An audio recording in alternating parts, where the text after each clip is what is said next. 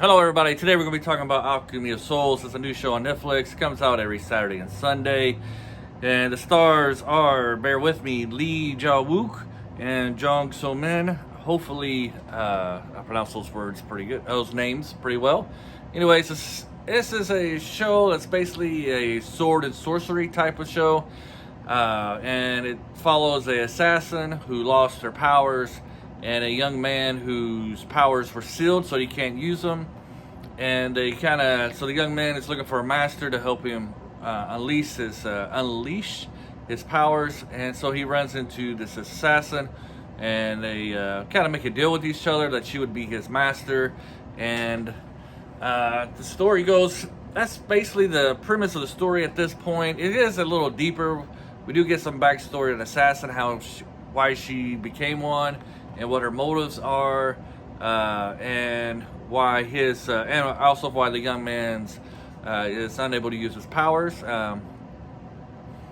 Basically, the assassin became an assassin because there were some people who murdered her family, and they end up being some important people in this country. And the young man, he got his powers sealed because his father blocked him off in fear that if he was able to use his powers, they would cause him danger and would be harmful to him in the future. This is really covered, that part is really covered like in the third episode, maybe the fourth episode of this series. So I don't want to spoil too much for you, but that's just the general gist. Kind of feel like, what's going on this way? The CGI in this is really good, especially the first couple episodes. My only worried is that maybe they used all their budget there at the beginning, but hopefully they are really able to spread it out there in the series, because it was really fantastic, those first couple episodes. Episodes 3 and 4, there's not that much CGI in there, and there's not really that much magic. So I was kind of disappointed. I was wanting more sword and sorcery there in episodes 3 and 4. However, it's more story driven. We get to know our heroes a little bit better and their motives. And also, it introduces us to the villains. Get a little bit deeper. We get more, introduce more characters in 3 and 4 that wasn't in the first 2 episodes. The first 2 episodes, especially the first one, is more action. A lot of sorcery going on, a lot of sword fighting, which I liked. I like that as well. And kind of like the world building and stuff, took a kind of the back seat to that. It kind of slowly built. While episodes 3 and 4, you get more of the world building and get more in depth into to the characters and their roles and what they're going to be and their motives going forward from here on out. And that's what made those episodes really good as well.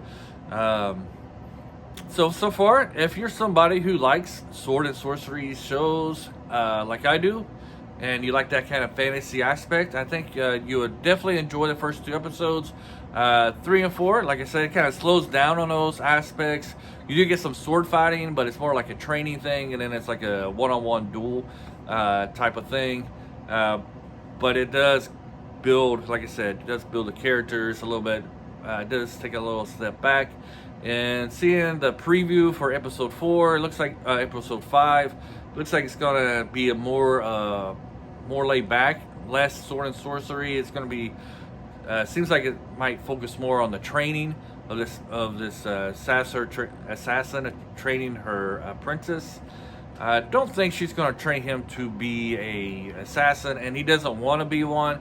He wants so their goals is kind of different, because he's wanting to be a well-respected member of this sorcerer class, to the point where he wants to be kind of like the leader, like the right-hand man of the king type of thing.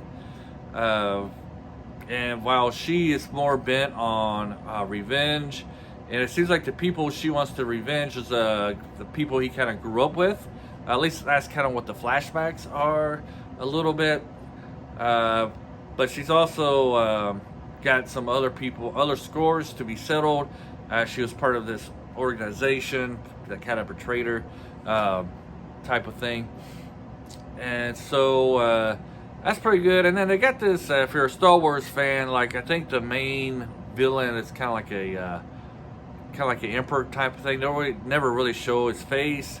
We do see his henchman, you know, his Darth Vader character. We know what he's all about, and we know his true identity.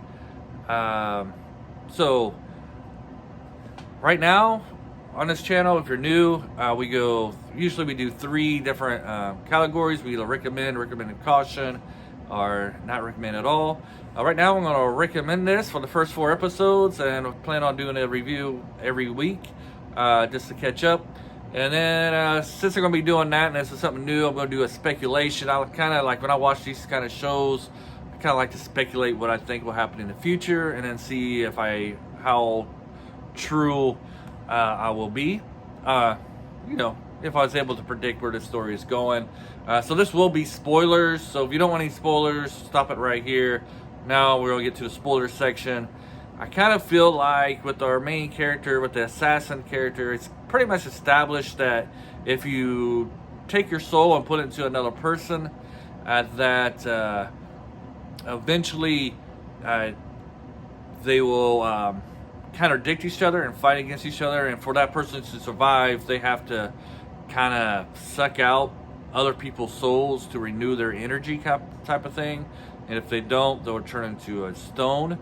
So at this point, because that's all the information that we've been given, I got a feeling her ending will probably be her sacrificing herself for her apprentice and probably becoming like a stone at the end. But I do feel like there's probably a possibility that they'll figure out a way where she won't have to suck other people's souls out to stay alive. Just because the most powerful sorcerer in the country is, he's not dead, he's just missing in action right now. So maybe he's going off to learn more. And then the apprentice, like you said, these are spoilers, major spoilers, he's actually the king's son, and he's supposed to be the heir, but everybody's kind of hidden his true identity. It's one of those type of stories, you know, a hero's journey story where like a nobody's actually the king type of thing and rises up. And that's also why I think the assassin's probably killed, because those type of stories, the trainer, the master always dies. That way it propels the hero to, you know, reach his full potential. So in the end, he'll probably will become the king. And then we got this, I can't remember the character's name, but there's in the show, you know, you got your 4 powerful families, and he broke off the engagement with one of the women, with the girl that he was supposed to marry. They'll probably become king and queen. That's what I'm going to think. He's probably going to get back with her later on in the show, and probably they don't really say why he broke up the engagement. I think it's because she's able to use the magic and he's not, so he probably broke it off because he didn't want to feel inferior to her. But he's not really showing much interest in her, showing more interest in the assassin. And I think they're going to try to, I don't know. I mean, either the assassin's going to die, or the king and her are going to get together in the end. But she likes somebody else. So anyways, that's my vague speculation what's going on from here. And so yeah, so I'm looking forward to the episodes 5 and 6 this weekend. Hope you guys enjoyed this video, and have a great day. Bye.